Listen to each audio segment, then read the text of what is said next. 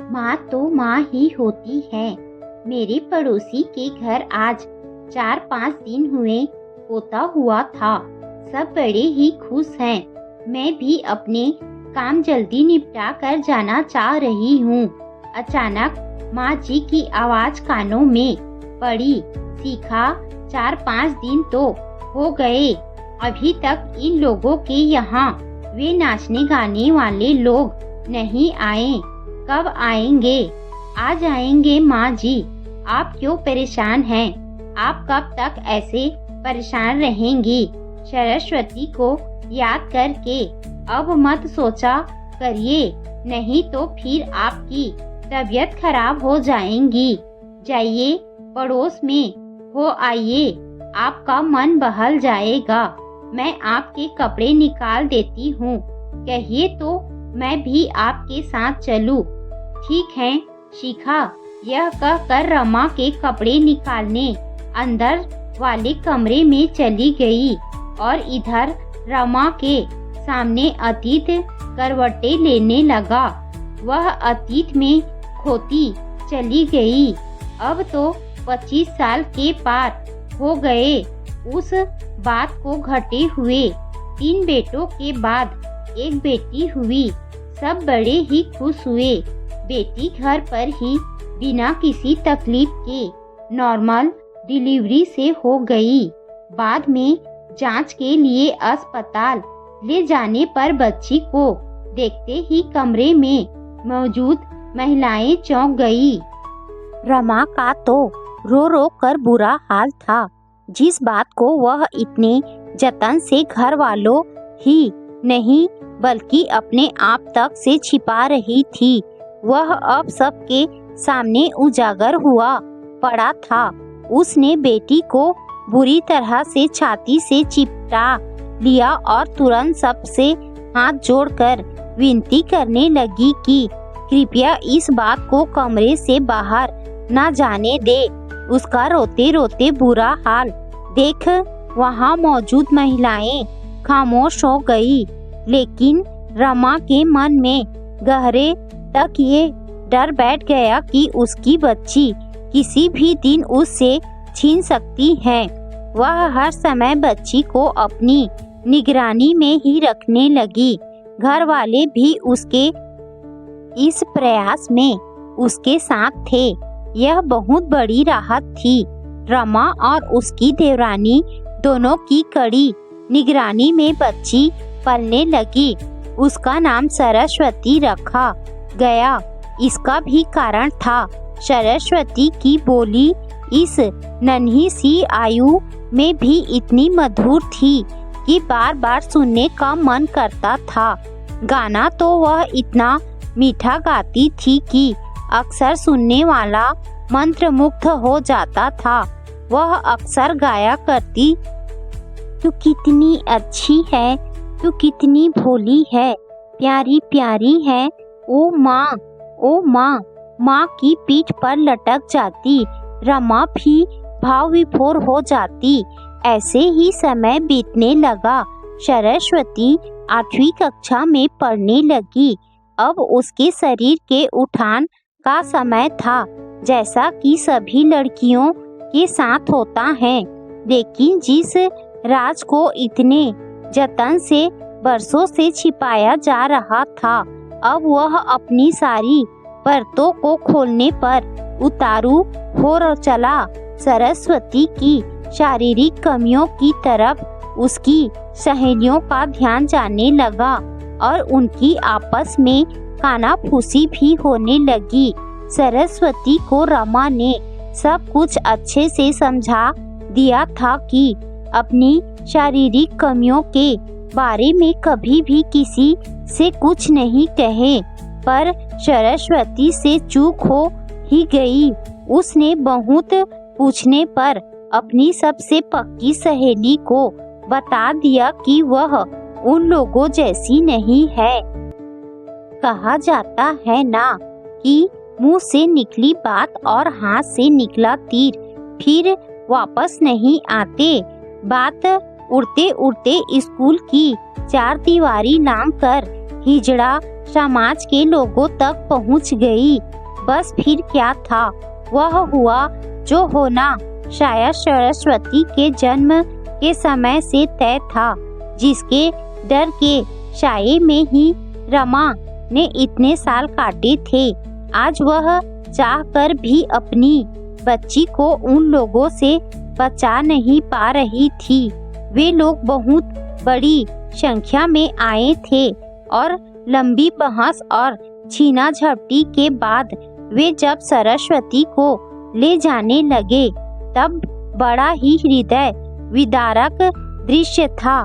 रमा रोती बिलखती पछाड़े खा खा कर गिर रही थी। उसकी ममता देख पूरे मोहल्ले में सब दुखी थे। उन सभी लोगों ने हिजड़ा समाज से आए लोगों से लाख मन्नतें की। वे विनती करते रहे कि सरस्वती को मत ले जाओ, पर वे नहीं माने। बेसुध सी रमा तो उनके पैरों से ही लिपटने लगी। बोली, मेरे सारे जेवर घर सब ले लो, पर मेरी सरस्वती को मुझे दे दो। मत छीनो मेरे जिगर के टुकड़े को। पर शायद उन लोगों को ऐसी चीख पुकारों को अनसुना करने की आदत पड़ चुकी थी। इस सारी छीना झपटी के बीच सरस्वती डर से पीली पड़ते पड़ते शुद्ध खो बैठी और बेहोश हो गई। उसी बेसुधी में सरस्वती को वे लोग जबरन ले ही गए और रमा को दे गए एक अंतहीन सा इंतजार। आज 25 वर्ष हो गए सरस्वती की तलाश में भटकते, आस पड़ोस नाते रिश्तेदारी में जब जहां कोई ऐसा अवसर होता कि उस समुदाय के नाचने वाले लोगों के आने की संभावना होती, रमा देवी सरस्वती को ढूंढने पहुंच जाती। रमा को पूरा विश्वास था कि एक ना एक दिन उनकी बच्ची उन्हें मिल ही जाएंगी। एक दिन रमा देवी के पास उनके एक पुराने पड़ोसी का फोन आया जो अब दूसरे मोहल्ले में रहने लगे थे। मामी जी, आप जल्दी यहाँ आ जाइए। यहाँ एक घर में शादी है और वहाँ उसी समुदाय के नाचने वालों में मुझे ऐसा लग रहा है कि एक लड़की हमारी सरस्वती भी है। आप देखकर पहचान लीजिए। जल्दी आइए आप यहाँ। रमा देवी तुरंत अपने पड़ोसी के यहाँ पहुँच गई। उन्होंने देखा और उनकी ममता ने झट से अपनी सरस्वती को पहचान लिया, पर एकदम से वह भी कुछ कह न सकी। सब नाच गा रहे थे, पर सरस्वती एक कोने में सिमटी सी चुप बैठी थी। रमा देवी ने खुद पर जैसे तैसे काबू पाया और उसके पास ही जाकर बैठ गई और कहा, बेटी तुम भी कुछ सुनाओ। पर वह कुछ न बोली, बस उसकी आंखों से आंसू गिरने लगे और जरा देर में उसका चेहरा आंसुओं से भीग उठा। रमा भीतर तक पिघल गई, लेकिन संयम बरतना जरूरी था। धीरे से पूछा, बेटी तुम रो क्यों रही हो? उसके साथियों में से एक ने कहा, इस बेला का तो हमारे इस काम में मन ही नहीं लगता। हाँ, पढ़ने लिखने में बहुत मन लगता है। इसका बहुत अच्छे स्वभाव की है। हम सबका बहुत ख्याल रखती है, सबके दुख दर्द में साथ रहने वाली। इसीलिए हम इसे ये सब करने के लिए जोर नहीं देते। हम अपने मालिक को भी कुछ नहीं बताते, नहीं वरना तो वह इससे ये सब जरूर करवाएंगी जबरदस्ती। वैसे तो ये गाती नाचती नहीं है, लेकिन कभी अपने मन से गाती है तो सुनने वाले का कलेजा चीर कर रख देती हैं। जाने कहाँ का दर्द अपने भीतर समा रखा है। रमा देवी ने जो संयम का बांध अपनी ममता के आवेग पर लगा रखा था, वह अब टूटने को हो चला था। उन्होंने भरी हुई आंखों से सरस्वती की ओर देखा और उसे अपने पास बुलाया। बेला बेटी, इधर आओ। सरस्वती रमा देवी के पास आकर बैठी तो रमा देवी उसकी पीठ पर हाथ फेरने लगी और बोली, सरस्वती मेरी बच्ची, अभी तक अपनी माँ को नहीं पहचान पाई री।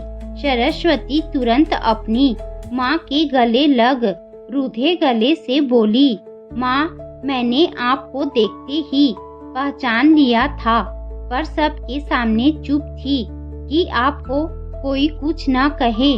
नहीं मेरी बच्ची, माँ को बस अपने बच्चों की फिक्र होती है, किसी के कुछ कहने सुनने की नहीं।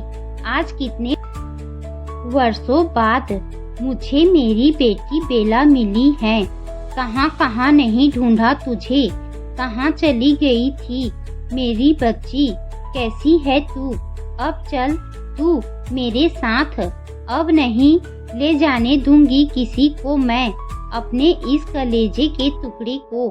सरस्वती को अपने सीने से चिपकाए रमा देवी रोती बिलखती विलाप करती रही। सारे लोग अचरज से इन दोनों को देख सुन रहे थे। अब तक सबको बात समझ में आ गई थी। सरस्वती ने सिसकते हुए कहा, माँ मेरा अब वापस आना संभव नहीं है, लेकिन माँ ये सब मेरा बहुत ख्याल रखते हैं, ये सब बहुत अच्छे हैं। मैं ही नहीं, सब की सब ये किसी न किसी कारण से अपने घर से बिछड़ी हुई हैं। सब मेरा दर्द समझते हैं। अब मैं आपसे मिलने आती रहा करूँगी। घर में सब कैसे हैं? मेरे भाई लोग मुझे याद करते हैं या नहीं? कहीं वे मेरे कारण शर्मिंदा तो नहीं है? नहीं बेटी, कोई तेरी वजह से शर्मिंदा नहीं है। तू अंश है मेरा, वैसे ही जैसे तेरे भाई है। वह घर तेरा आज भी इंतजार कर रहा है। सब तुझे याद करते हैं। बेटी तू घर चल तो एक बार।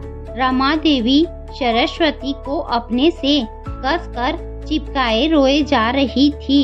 सरस्वती अपने साथियों की तरफ याचना भरी नजरों से देख रही थी। तभी उनमें से एक ने कहा, चल सब चलते हैं बेला, बहुत दिनों बाद माँ मिली हैं। चल माँ के साथ तेरे घर चलते हैं। और हाँ, खबरदार जो किसी ने मालकिन से कुछ कहा, आज माँ के घर सब खाना खाएंगे। क्यों माँ?